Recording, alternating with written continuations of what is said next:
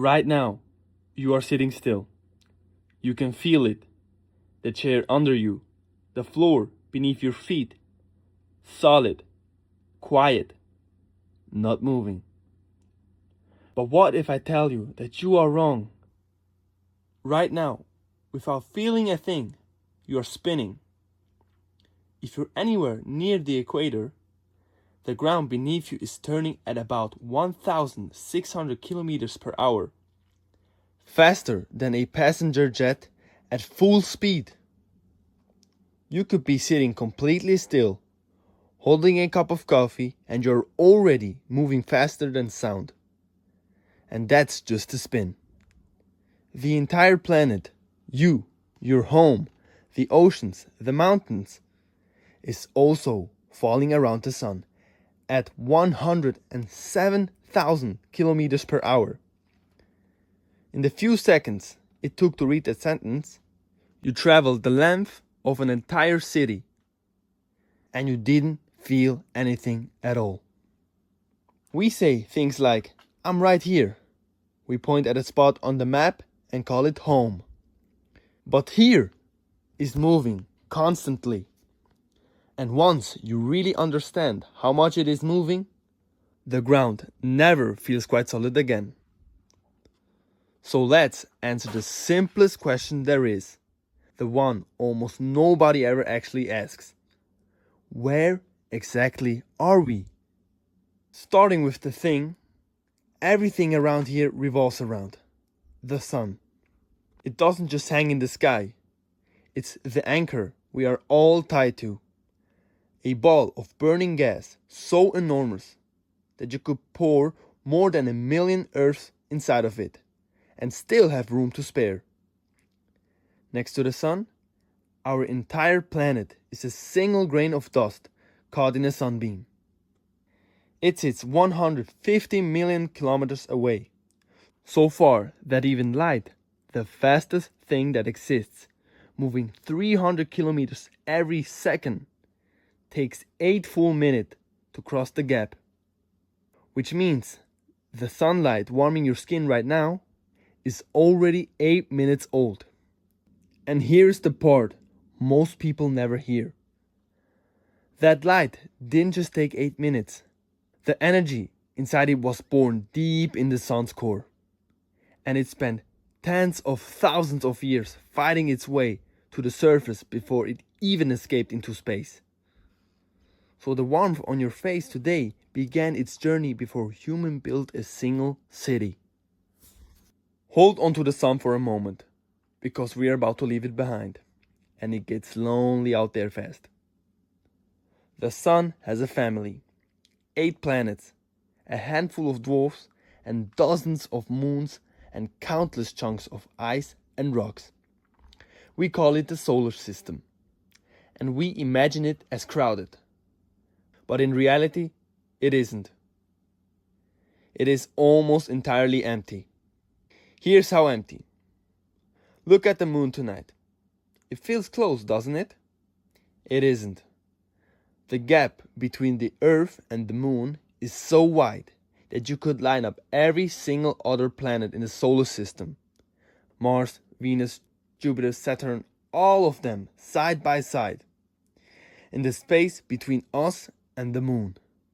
And they would just about fit. That is the emptiness we live in, and we have barely even touched it. The farthest we have ever reached is a tiny probe called Voyager. We launched it almost 50 years ago. It's still flying right now, more than 24 billion kilometers from home, the most distant object human hands have ever made. Almost 50 years of travel, every second of it faster than a bullet. And on the scale of what comes next, it has gone almost nowhere. Because this, all of it, the sun, the planets, everything we have ever seen or touched, is one small house on one quiet street.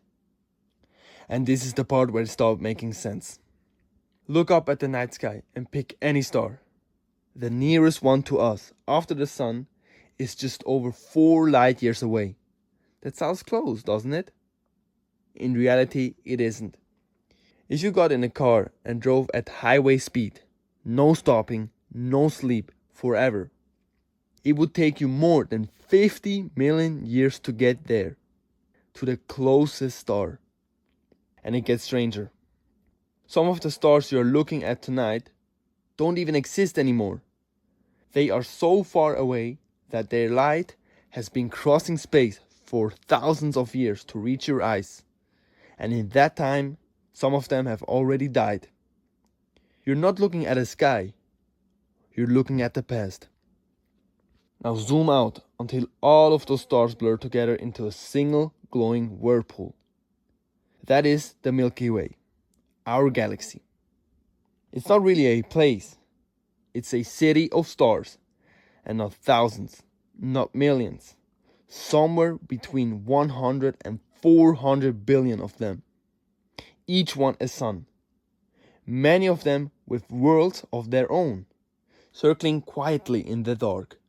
And our sun, the giant that rules our entire sky, it's just one of them. Not a special one, not in the center, just an ordinary star, far out in the suburbs, quietly dragging us along behind it all. 800,000 kilometers per hour, and it circles the galaxy's core. One full lap takes 230 million years, which means the last time the sun was exactly where it is right now, the dinosaurs hadn't even appeared yet. In the entire history of life on Earth, we have never once completed a single trip around our own galaxy. And the Milky Way is not alone. Right now, as you are sitting there, another entire galaxy, Andromeda, is racing towards us through the dark at over 400 kilometers per hour. In a few billion years, the two will crash together and merge into something new. It is already on its way, we just can't feel it. Same as everything else. Our galaxy drifts inside a small group of galaxies, which sits inside a far larger cluster, inside a structure that's so impossibly vast that it barely has a center at all. And the whole thing is flying apart. The universe itself is stretching, carrying every single galaxy farther from every other one. A little more with every passing second. So how many galaxies are out there in total? Our best guess is hundreds of billions, possibly up to 2 trillion galaxies. Each one holding hundreds of billions of stars, each star a sun. And we, all of us, everyone who has ever lived, are standing on a rock, circling one ordinary star, near the edge of one ordinary galaxy, in one tiny corner of all of that. So, where are we? The honest answer is a little unsettling. Here was never really a place. It's a moment. You are spinning and orbiting the sun and being flung around the galaxy and carried apart by the expanding universe. All at the same time, all at once.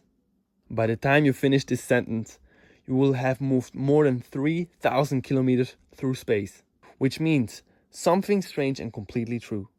You have never in your life been in the same place twice, not once. The exact spot where you were born is gone, not just in time, but in space. You could never return to it, because it simply isn't there anymore. Nothing here holds still. Not the Earth, not the sun, not the galaxy, and not you. It would be easy to hear all of this and feel small, pointless even.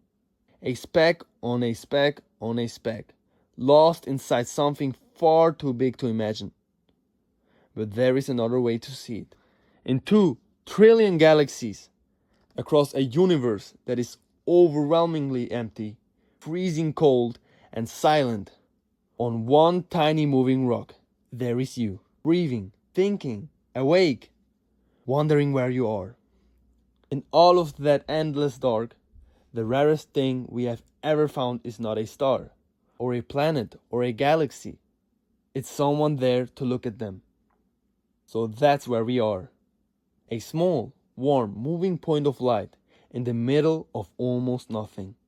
The real question, The one that should keep you up at night is what else is out there with us. And some of it we really should not get close to.